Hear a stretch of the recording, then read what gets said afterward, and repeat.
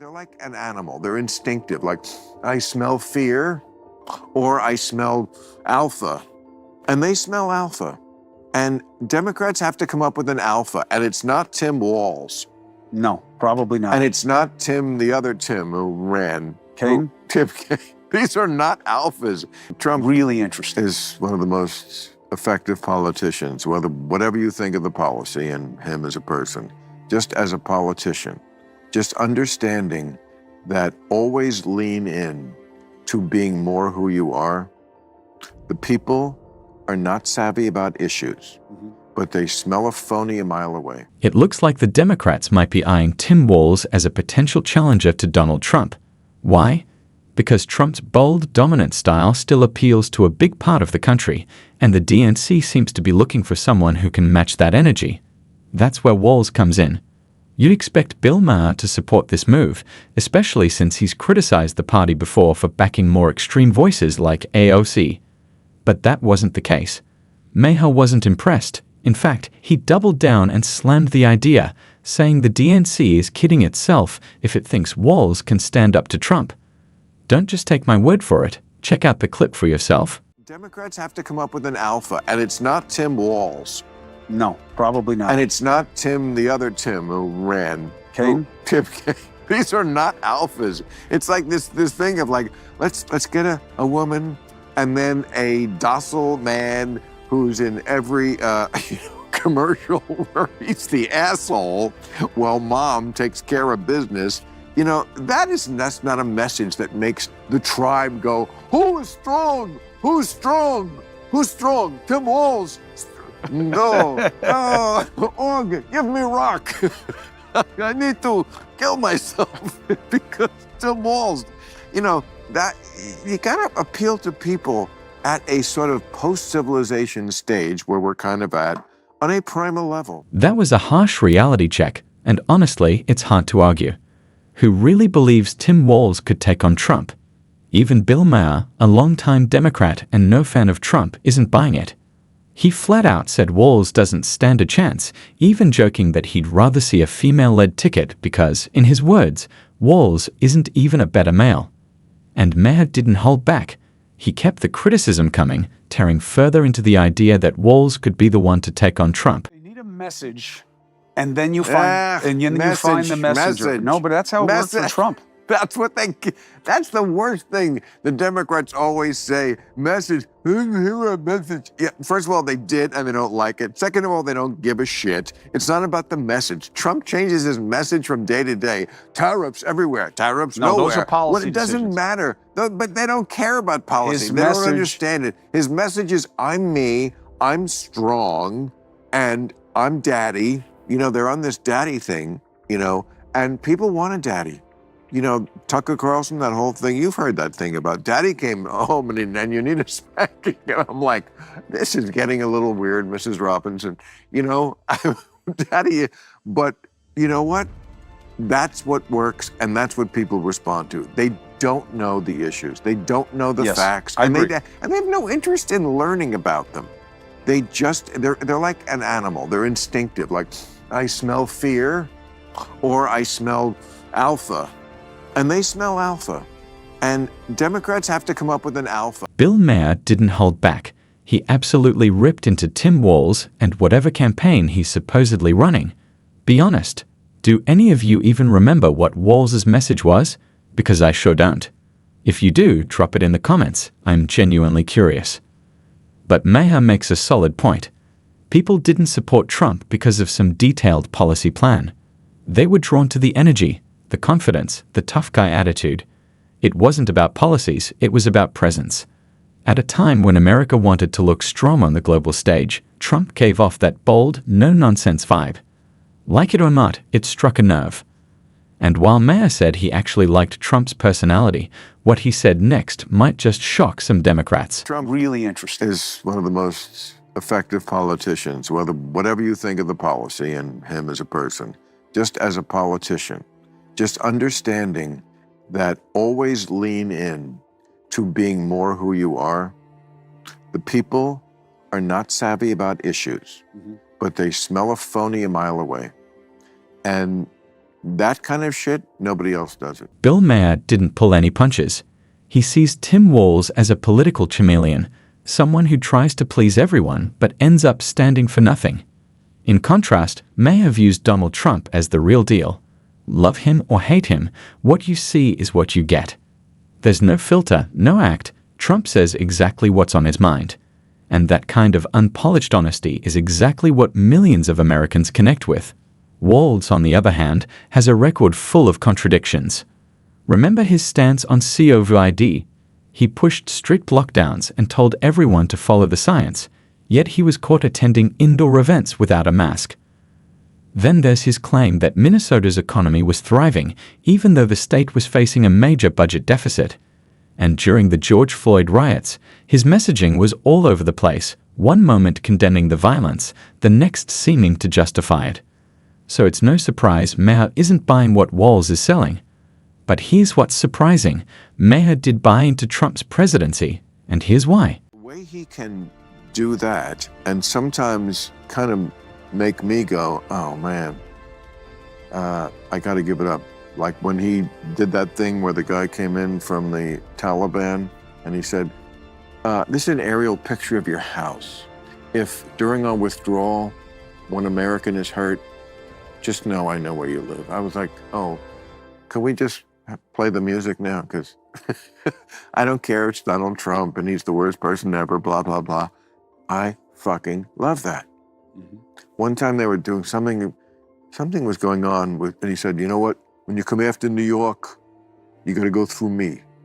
It's like, oh, hometown boy. You know, he has those moments that no other politician has. And the Democrats have to find that guy. The Democrats are in a tough spot. They need someone who can match Trump's energy, charisma, and ability to truly connect with voters. But here's the problem. Most of their current lineup either turns off the middle or fails to fire up their own base. Then came the jaw-dropper. Did you catch Bill Maher's unexpected praise for Donald Trump? Some might say it was a slip or blame it on whatever he may have been partaking in during the show, but honestly, that felt real. Substances don't create opinions, they just strip away the filter. And what we heard sounded like Maher speaking from the heart. He spent years ripping into Trump, but lately, it's been sounding more like reluctant respect. Not for Trump's personality, but for his impact, his staying power, and his ability to earn the political spotlight. Those are the qualities the left still hasn't been able to match, and that's the real issue. And Trump does it better than anybody. Trump does, and he started with a rejection principle. What took him from being a joke to being a messenger was two things. One that was really missed in the media, and I was just fortunate to be covering the rallies, so I saw it sooner. We forgot how powerful celebrity is in the American psyche, and that Trump being a TV star, see, I never saw him as a TV star because I've just known him my whole life. Not just a TV star, but one who played a boss. Yes, and that apprentice is really everybody wanted to be him. Now, maybe not certain aspects of his personality, but the money, the power, the agency. So they missed that. But when he really turned was, I know who you hate and I know what you hate because they all come to me and I hate them too and I will make them pay. Chris Cuomo really nailed it. Donald Trump didn't just get lucky in politics, he knew exactly what many Americans were feeling. He tapped into the growing frustration with far-left policies, cultural overreach, economic instability, and identity-driven politics. And instead of avoiding those issues, Trump faced them head-on. He realized that what the Democrats were pushing didn't sit well with a lot of everyday people, and he used that to his advantage. With his celebrity status and sharp instincts, he turned every rally into more than a campaign stop. It was a full-on cultural event. But it wasn't just a show. Trump had a message. He promised to restore order, pushed back against the chaos, and bring back the values May felt had been lost under Biden. He spoke for millions who felt ignored or silenced, and that's why, like it or not, he's still such a powerful force in American politics. That Trump was ever selling himself as a cure is bullshit. He was selling himself as a virus. I will get into the political corpus and I will make it sick. And that is what sustains him, is that when the media comes after him for something, People are like, yeah, but you're kind of part of what I hate. And he's fighting what I hate. Oh yeah, but he's this and that. You know, that's what you say. But you're like that too. Everybody is, and the people who you like are like that too, but you're only going after him. Trump's path to power is something political science classes will be studying for years. Like him or not, his strategy was a masterclass in disruption. He didn't follow the usual rules, he tore them up. Instead of catering to the political elite or toning things down for the media, Trump went the other way. He did what most experts said would destroy his chances, and it worked. While other candidates played it safe, he embraced controversy, spoke bluntly, and connected with working-class Americans in a way few politicians ever have. His message wasn't polished, but it was honest and unfiltered, and that's what made it resonate. Trump didn't just win votes, he built a movement. A movement powered not by campaign tricks, but by raw authenticity, defiance, and a clear understanding of what many Americans were longing to hear. I totally understand their hate. A lot of what they hate, I hate too. Yeah, I get it. But I just won't go, but I also have a rational mind. Yes. So I don't go all the way to then this is, because it is worse to me. Right. What, you know, if you don't really believe in the secession of power, if you don't really believe in the emergency of climate change, I can't get on board with you. But yeah, the political instincts, just the connection with people. I mean, people are always saying, I'm saying, it's my editorial this Friday about Republicans being North Korean with their leader, but why? The reason why that they're so afraid of him is that they know he has a connection. If you're a congressman, a senator, he has a connection with my voters that I do not have. Nope.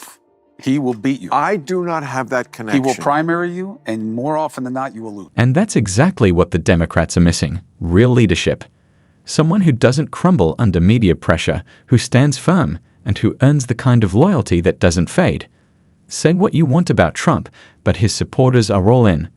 They don't just agree with him, they follow him. When he speaks, they listen. When he moves, they move. That kind of loyalty is rare, and the left hasn't been able to match it. Tim Walz. He struggles to fire up his own base, let alone inspire a country. And Gavin Newsom. He looks more like a Hollywood actor playing a governor than an actual leader. Slick suits and polished sound bites might look good on camera, but they don't build trust or command respect. The Democrats keep rolling out polished, packaged candidates. What they need is someone tested by fire. A leader who owns the room without needing approval. That's why every Republican is like, you're the alpha, that like animals do. The inflection moment for me, and this was like, probably, I don't know, right now is a little bit of a competition with how the Democrats are handling this. But when I heard people on TV suggest that he hadn't been shot at and that the bullet didn't hit him. Oh, I did that bit in my special. It's so ridiculous. It was so, I was like, wow, they've really lost the fucking plot. This guy just got shot in the head. I called him. I was so embarrassed by how he handled it. He did not get shot in the head, Chris. He got nicked in the ear. Listen, if it was your ear, you'd say, I got shot in the head. He did not get shot in the head. If he had, this country would probably be in a civil war right now. I know. Believe it or not, the assassination attempts on Donald Trump only fueled his rise back to power. His influence was so strong, so deeply rooted in America's political landscape, that some believe the only way to stop him was to take him out completely. That's how much of a threat he posed to the establishment. But here's what they didn't get. Trump isn't just one man, he's the face of a movement. And like he's done time and time again, he came back stronger after every hit. The attempt on his life didn't break him. It lit a fire under him.